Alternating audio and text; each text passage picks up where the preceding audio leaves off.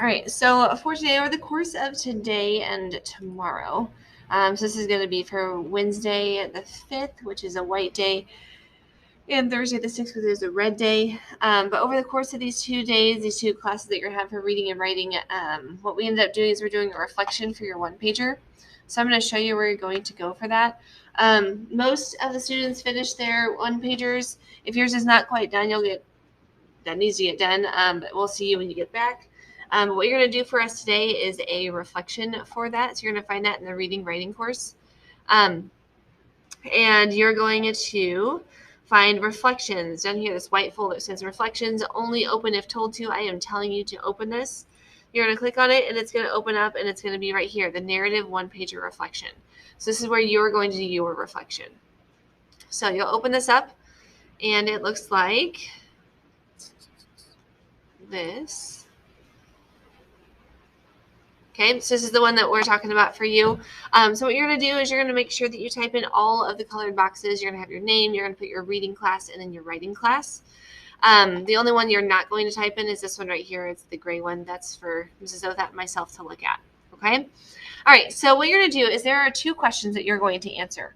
One is a reading question and one is a writing question. And what you're going to do is you're going to look at the reflection requirements, which are right here. These are things that we expect for you to have with it whenever you are reflecting. So make sure that you have clearly reread whatever that you wrote down to make sure that it makes sense. You're capitalizing I, which is not a new thing. Names are capitalized. Run-ons have been checked. Clear that you've tried to add punctuation. At least 3 attributes included on the one-pager are named in each reflection. I'll talk about that one in just a second. That you vary your thoughts. You should not have the same thing over and over again or repeated where it says about the same thing. On this reflection, because it's digital, you're going to have 4 full lines when counted from the left margin, and then you're going to keep the font size at 13. So you're not going to change it. You're not going to change anything about it. You're going to have 4 full lines in this box. Okay. And then this one is a little bit different because you don't really need to necessarily do this, but line and word spacing, you do not need to indent. I will say this, like if you finish a sentence, don't enter, just keep typing it afterwards, just like you're writing a paragraph. Okay. All right. So to go back to this particular one right here, at least 3 attributes included on the one-pager are in each reflection. So what that's going to look like is this. Basically the thing that we taped into your notebook to include on the one-pager are so this right here, these are the attributes. So everything that you put onto your one-pager, those are attributes. Everything that you've learned in reading, everything you've learned in writing so far, those are attributes that we are talking about. Okay, so if you need access to this to find out what those attributes are, you can go back to the reading writing course, and it's right here, narrative one-pager instructions. And if you click on that, it's going to bring you up to that checklist. These are the checklist things that we are talking about. Those are the attributes that we're referring to. Okay, so we have the fiction signpost, we have setting, we have emotion, hook, lead, character, plot, conflict, theme, connotation, figurative language. Those are the different attributes that we're talking about. Okay. All right, so we're going to look at this first question. So for reading, it says, how can mentor text help us understand the different attributes we learned about in class? You may give a specific example of a mentor text and tie it to one or more of the attributes. So there are going to be sentence starters down here to kind of help you if you want to. You can actually start typing those in and say mentor text is helpful because, and put that reason. Or you can put down this. One text we looked at was blank. It helped us understand this attribute because of this. Okay. So for example, you can think of any mentor text, and if you don't have your notebook with you, I will say this too. You can go in and you can look at different mentor texts that we have in here so far. These are actually really nice for you because a lot of times they'll even give you what we talked about in class. So conflict, we talked about conflict with this mentor text. So you can open this up and see what it is and start talking about how that specific mentor text helped with conflict, how this one helped with character, how these helped with leads, how this helped with connotation, emotion. So looking at all of those different mentor texts will be helpful for you. But I will say this, that maybe there is a mentor text that you looked at and you're like, you know what? Yeah, this is all about conflict, but there may be something in there about characters as well. So you can mention more than one attribute, even though it's not mentioned in here in the sense that it's just conflict. So if I were to click on this, here's the conflict mentor text. What I could do is I could even look in here and be like, well, yeah, I talked to it. There's man versus tech. Like, these are different things that we talked about. But you could even look at it and say, well, as I kept going, though, I actually learned a lot about the character. I learned about the emotions that the character was feeling, and having those different attributes mentioned while you are using this mentor text. Okay. So again, going back to this right here, how can mentor text help us understand the different attributes we learned in class? So you're thinking about all of the mentor text that we have used so far and how we can understand the things that we've learned. So you're taking the things that we have learned, these attributes, and then basically how has mentor text helped you with those? A lot of it is that you're identifying. You're able to identify setting. You're able to identify emotion. You're able to identify and find conflict and plot. And so being able to go back to the different mentor texts, going back to the different mentor texts will help you with that. Okay, so going and seeing what you can find in there, making sure that you're using the word conflict, you're using the word character or emotion, and you're talking about, yeah, with this particular mentor text, I was able to really understand what it was to have different emotions within the text, what it was to have like a hook or a lead, because it really drew me in as a reader for that particular thing. Okay.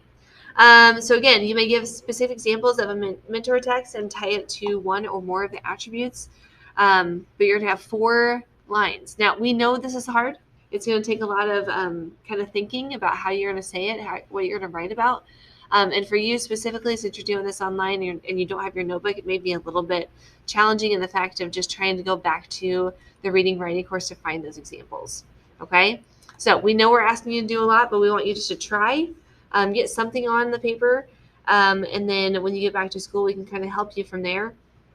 But how can mentor text help us understand the different attributes that we learned in class? So what they're saying is how can mentor texts help us understand the things that we've been learning in reading and writing? Something else you could also look at is that mentor text could be like a book a day. So when we did Tough Cookie and Mother Bruce, those are other things that we have discussed and talk about things that we've learned in class. You could also use those as mentor text. So you could say, one text we looked at was Mother Bruce. It helped me understand the conflict because, and maybe it's because it was such a very clear, cut, dry conflict, and you could talk about what the conflict was. Okay? So you're using those words. All right. And then when you are done with this one, and I know this is not on here necessarily, but I want you to underline the 3 different attributes that you use. So if you talk about conflict, I want you to make sure you underline that specific word, conflict. So I see that, yes, you were trying to use that. So you should have 3 things, at least 3 things underlined. Okay. All right. The next one is this right here. So again, reflection requirements are exactly the same as the top one. This is just the second question. So your second question is writing related, and it says, how does understanding the attributes we learned in class help us as writers? Be sure to give specific examples and name at least 3 attributes. So again, we're using those attributes. Those attributes are these things that we wanted you to have on your one-pager. So again, fiction, signpost, setting, emotion, hook, lead, character, plot, conflict, theme, connotation, figurative language. Those are the attributes that we are talking about. Okay, so how does understanding what we've learned, those attributes in class, help us as writers? So how has understanding character helped us as writers? How has understanding conflict helped us as writers? How has understanding setting helped us as writers? So you're answering these questions. So you're going to be specific in the sense that you're using 3 different attributes. These are different idea starters. So if you're not quite sure where to start, you could start with one of these sentence starters to help you. So knowing conflict helps us as writers because, and then you can kind of write like what your conflict is. Or maybe you're going to choose a piece that you're actually working on right now, and how knowing about different conflict would help you with that. Let's see. Stories need characters. As a writer, I need to show characters because blank. Or as a writer, I need to show emotion because blank. What is the reason? Why do you need to have emotion?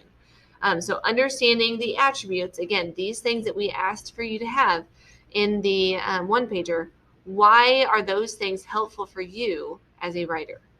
Okay, that's what you're putting in these lines. Again, you should have 4 full lines typed in here. After you have used an attribute, make sure that you have underlined that attribute so they know that you've done that. One last time, attributes are the things that we have learned so far and gone over this year in class, which is on that sheet for the expectation for your one-pager. All these things. Okay? All right. So you have 2 reflection questions that you're going to answer. You should have 4 full lines on each. You're going to make sure that you are checking back and looking at the reflection requirements, making sure that you met all of those. You can also, again, check yourself down here. Clear, capitalize I, capitalize names, run-ons, 3 attributes, full lines, no repeats, spacing. So just check yourself when you're done doing that. Okay? All right. So if you're at school, when you finish, because maybe I'm hoping that some of you finish this at home, but if you don't finish at home, when you're finished, you will print this assignment and turn in. You're going to print on both sides. Do not print it in color. And if you need help, you can ask us, and we will help you with that. But even though when you do get done with this, if you get done with it at home, just email us to let us know that you did get it done so we can go in and look at it.